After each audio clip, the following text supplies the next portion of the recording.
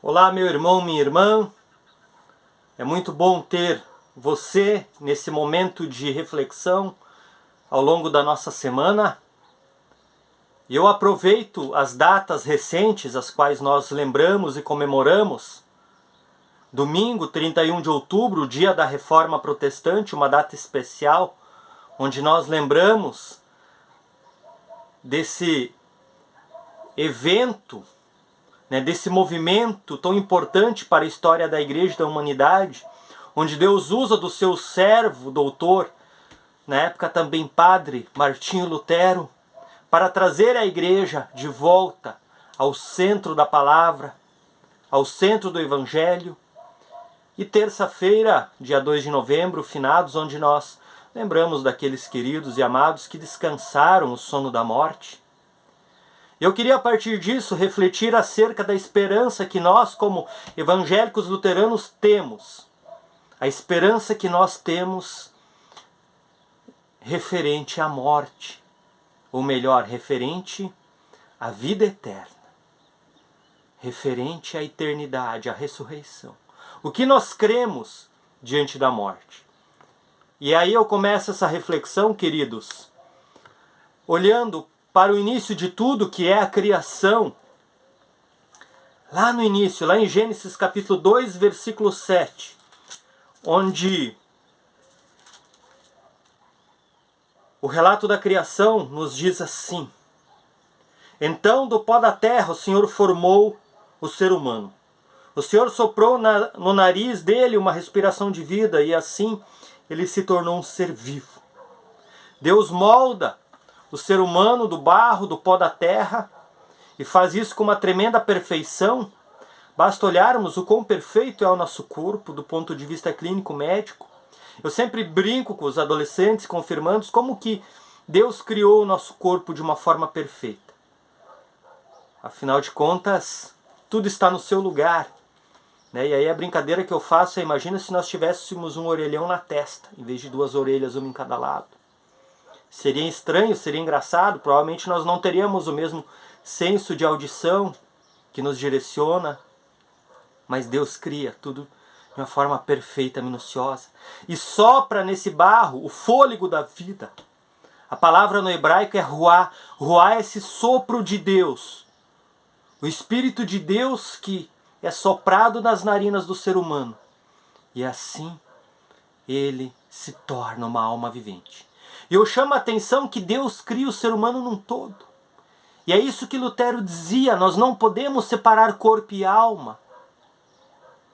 O termo usado é a criação holística, ou seja, não há como separar. Não há como tirar a alma do corpo, porque o relato é bem claro que Deus forma o ser humano do pó da terra, molda o corpo no barro e sopra o seu fôlego, e aquele barro se torna uma alma vivente, um ser vivente. Em momento algum diz que Deus criou uma alminha e jogou aquela alma dentro do barro, e aí sim aquele barro se tornou uma alma vivente. Não. Deus cria o ser humano num todo, de uma forma íntegra. Por isso, do ponto de vista espiritual, quando o ser humano morre, esse ruá, esse sopro da vida, esse fôlego da vida sai do barro. E aquele barro, aquele corpo, volta a se tornar pó da terra, apodrece e vira pó novamente. O relato da criação não permite, não deixa brecha para crermos de que a alma pode viver sem o corpo. E Lutero, ele enfatiza isso dizendo que o ser humano foi criado como um todo, nessa visão holística, onde não se pode separar corpo e alma.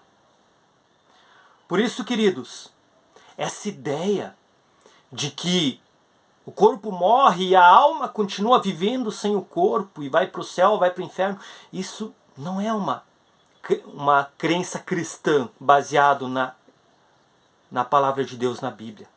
Essa crença de que o corpo morre e a alma continua vivendo é uma crença espírita, de que a alma vive sem depender do corpo. Mas nós cristãos não cremos nisso. A Bíblia não dá margem para nós crermos dessa forma. E aí talvez você me pergunte, mas o que acontece então? Nós morremos e aí? E um exemplo muito bom que eu gosto de usar é o exemplo do sono, do dormir. Quando você dorme uma noite bem dormida, você dorme 6, 7, 8 horas e você acorda ao amanhecer, você percebe que aquelas 6, 7, 8 horas passaram? Não. Você dormiu e você acorda e você não teve aquela noção de tempo. E o que nos ajuda muito nesse sentido é a língua grega, que traz dois nomes para tempo. Existe o tempo cronos, que é o tempo cronológico, o tempo do cronômetro, o tempo dos segundos, minutos, horas, dias, o tempo que nós vemos passar. E o tempo kairos. O tempo kairos é o tempo de Deus. É o tempo que está fora do cronômetro, por isso que a Bíblia diz que para Deus 1 dia e 1000 anos são a mesma coisa. E é nesse tempo kairos, nessa espécie de sono que nós entramos ao dormirmos o sono da morte. E quando Jesus vier nos ressuscitar, nos acordar da morte, nós vamos olhar e por mais que tenham se passado 100, 200, 300 mil anos, nós vamos pensar, opa, mas eu morri agora há pouco, há um segundo atrás, porque eu não estive mais preso no tempo cronológico, no tempo cronos, e sim no tempo kairos, no tempo de Deus. E aí eu vou ouvir a voz do Senhor a me acordar, a me ressuscitar, para aí sim viver uma eternidade. A nova criação, novos céus e nova terra. Um mundo perfeito, onde não existirá mais a realidade da morte, a dor, o sofrimento, porque Jesus terá destruído a morte. Toda a dor, todo o sofrimento de uma vez por todas, juntamente com todo o mal, com todo o pecado. E aí uma outra pergunta é: que tipo de corpo nós teremos? E essa foi a pergunta dos coríntios, da comunidade de Corinto, para o apóstolo Paulo. E algo que eu acho interessante é que Paulo, lá em 1 Coríntios 15, onde ele trata disso, ele compara o nosso corpo terreno e o nosso corpo glorioso, glorificado depois da ressurreição. Paulo compara com a semente e a planta. E Paulo diz assim, 1 Coríntios 15, a partir do 36. Quando você semeia uma semente na terra, ela só brota se morrer. E o que foi semeado é apenas uma semente, talvez um grão de trigo ou outra semente qualquer, e não o corpo já formado da planta que vai crescer. Deus dá a essa semente o corpo que Ele quer, e dá a cada semente um corpo próprio. Ou seja, eu entendo essa palavra como Paulo dizendo, olha, o corpo nosso terreno, esse corpo que vai morrer é como se fosse a semente. E o corpo que nós vamos ter na ressurreição, porque nós cremos na ressurreição do corpo, é isso que nós confessamos no credo apostólico, será um corpo muito superior, assim como a planta é superior da semente. Ou seja, esse nosso corpo terreno, mortal, é a semente, e o corpo ressurreto será a planta que irá nascer. Algo muito superior. Por isso, queridos, que nós de fato possamos viver a nossa vida na certeza de que a morte não tem a última palavra, de que a última palavra será de Jesus Cristo no dia da sua vinda. E diante da morte nós simplesmente iremos dormir nos braços de Deus, para acordar através da doce, suave, mas poderosa voz de Jesus Cristo a nos chamar.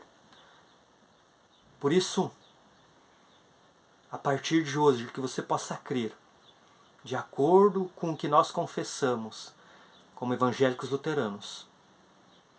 Não confunda a fé cristã com a crença espírita de que a alma pode viver sem o corpo. Isso, do ponto de vista bíblico, não existe. Nós somos criados de uma forma integral, num todo. Por isso, é claro que aquilo que nós chamamos de alma, quando nós nos referimos à nossa personalidade, quem nós somos, às nossas características, que faz parte de nós.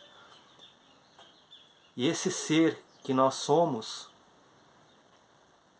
juntamente com o nosso corpo físico, a nossa psique, tudo isso vai descansar no sono da morte para aguardar a bem-aventurada e jubilosa ressurreição. Assim tenham abençoada semana, fique na paz do Senhor. Amém.